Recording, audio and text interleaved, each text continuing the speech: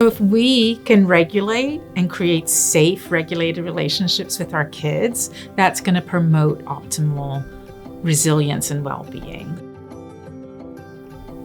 Really, it's getting parents to think about themselves first. Are they regulated within their relationship? How are they acting? How are they responding to behaviors? Really thinking about development and resilience and well-being, and then giving them those tools and strategies to do it different in the moment with their child to nurture their well-being. Well, a way of being with children, that is really that trauma-informed approach of what do you do when a child is in front of you and you need to act differently for yourself or just help build their resilience. If they're melting down in the classroom, how do you intervene in a trauma-informed way? So that's really those practical skills, strategies for people who live and work with kids. What's your way of being with children in your life? But it's giving every one of us the power to interact differently with a child and having the skills and knowledge to back up. So we've developed an entire public health campaign related to a way of being. So in addition to the manual,